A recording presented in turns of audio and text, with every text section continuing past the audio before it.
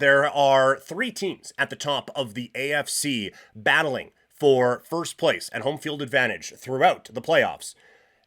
And I don't think I'm buying it from any of them, but their path there got a little bit easier thanks to a pretty bad choke job by one of the presumed best teams in the league. Interesting week. I think we learned a lot. Let's break it all down in the NFL.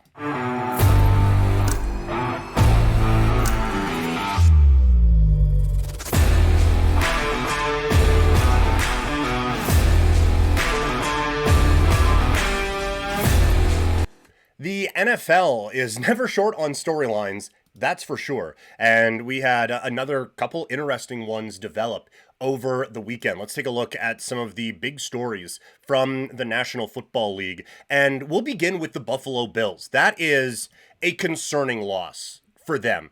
A season of a couple of them, right? Like the Falcons' loss is just a bit of a what? The Patriots are a good team. We'll talk about them in a second. But this one, I don't get it. Maybe a letdown spot after a game against Kansas City in your last matchup, but I don't get how you screw this one up this bad. This is not a team that can afford any of these types of stumbles anymore. I don't think. They are a game and a half now out of first place in the AFC East, and they've already lost one to the New England Patriots. So that feels concerning to me, because like the Bills, they've kind of passed the regular season threshold, right? Like we know they're a good regular season team. They need to get this figured out for the playoffs. But one of the things that would help is playing the entirety of the AFC postseason in front of the Bills Mafia. And again, that road got infinitely more difficult. Now they're only 6-3, and the other teams ahead of them are 8-2. So the sky has not fallen on the Buffalo Bills. But again, you don't, as of right now, own the tiebreaker with the Patriots. Now, a win over them would certainly help in getting into this. But I think back to week one and that wild game with the Baltimore Ravens, and it looked like they were the best team in the league. And they haven't really looked like it since. And it doesn't seem like it's and then they're going to flip the switch getting to playoff time. I don't think that's it with this team. I do wonder if they're maybe just not quite as good as I think, or as we all thought they would be coming into the season. And again, I don't think they're a team that can just sleepwalk through the regular season. I think home field advantage is important for them. And looking at the schedule, it's a gimme. And they've been winning their gimmies, but they lost to Atlanta, who are on the fringes of being a good football team, and they lost to the Patriots, who are a good football team. The only good teams they've beaten are the Ravens, who were pre-injury, and that game was wild, and the Chiefs a week ago, who ended up with some injuries on the offensive line. So while there have been times, if you follow the content on here over the years, there have been times where the whole, who have they beat thing kind of rings hollow to me, because I look at this and see there aren't a whole lot of like elite teams in the NFL. So who has anybody beat? But who have they beat?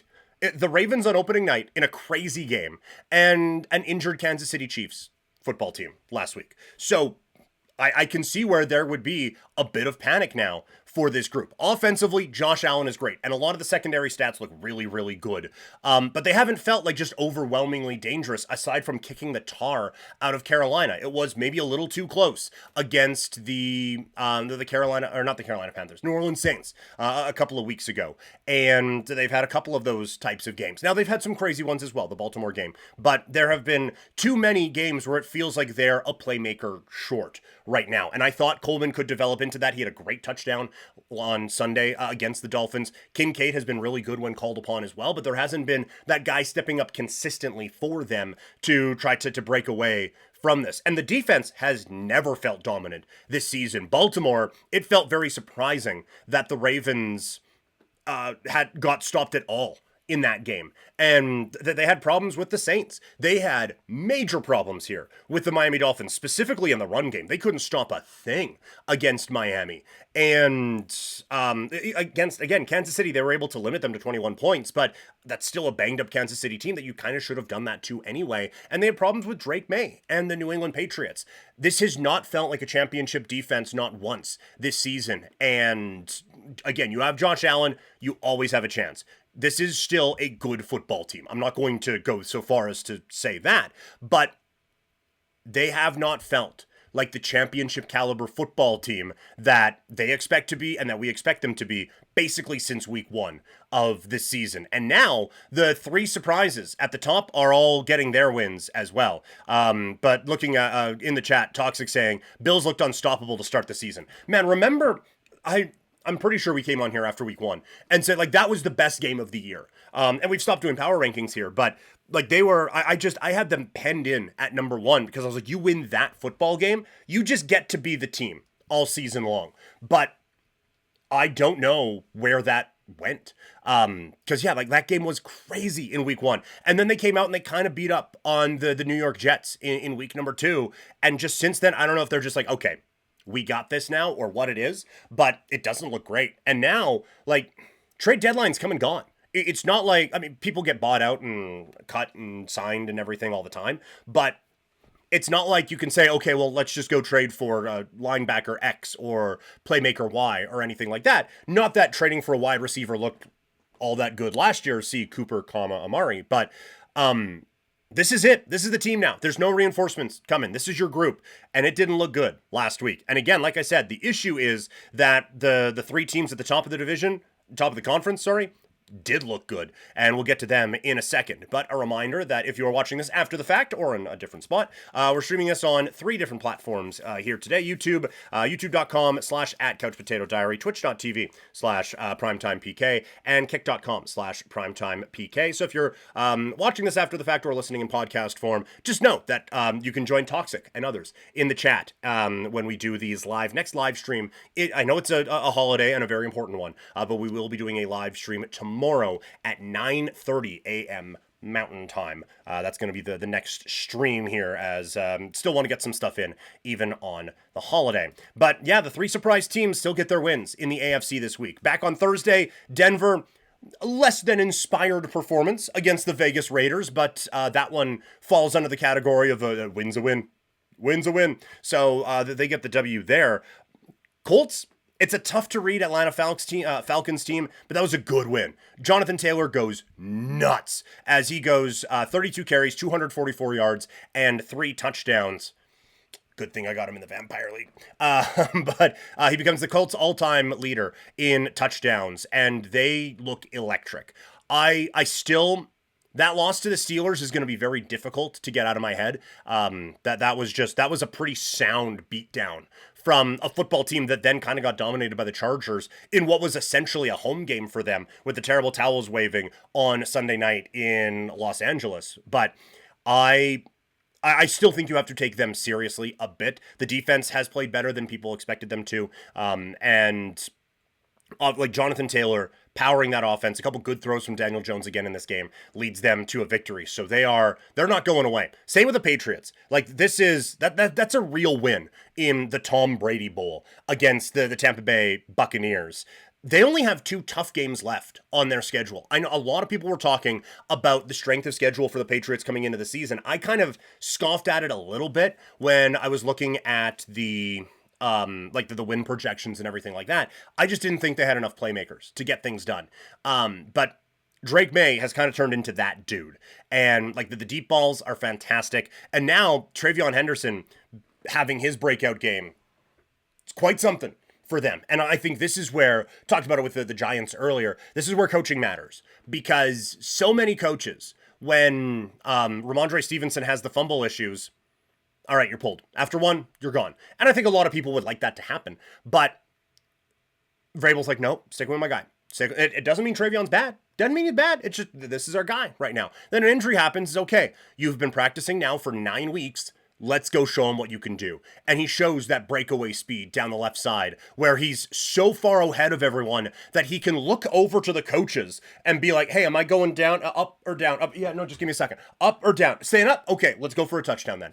I've never seen that before. That was crazy that he was able to do that. But like, that is coaching to me. It is recognizing that maybe my rookie running back isn't ready for this big opportunity yet. We have a solid veteran in Ramondre Stevenson who's not solid at holding onto the football, which is kind of a big thing, but still, I I think that they did a good job of instilling confidence in the vet and then making sure the rookie was ready before he came into this spot. They've now won 7 in a row for the first time since 2021. And like I said, they have 2 good games left on their schedule. Bills, Ravens. A couple tough ones. That Bills game is massive for the division. If they can, they're already, like I said, a game and a half up. That Bills game's in a couple of weeks. So let's say they stay around that. Or we'll say a game up because they'll have a bye at some point here. If they do that and then get that win, then basically you're 3 games up, right? Because you have the tiebreaker and you'd be 2 ahead. Like that feels like the season for both of these teams. I still don't necessarily buy it come playoff time, but it's been really good right now. And I think that's kind of the same for all 3 of these teams. I don't really buy the Colts, the Broncos, or the Patriots when it comes down to the playoffs. And I can be a bit of a stickler when it comes to proven teams versus not proven teams before, especially in the NFL.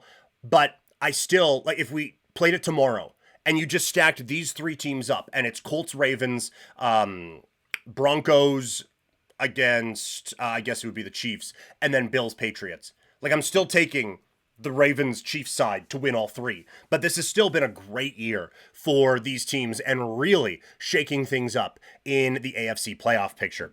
A lot of AFC focus on this one. Let's go over to the NFC, where the West is going to be a fist fight. I was wrong on the Rams and Seahawks coming into this season. I thought the back issues for Matthew Stafford, I just wasn't convinced that he was going to knock out a 17-game season at 37 years old when he had back issues the entirety of training camp. And then for the Seahawks, I didn't think the offensive line was going to be good enough to sustain anything with Sam Darnold.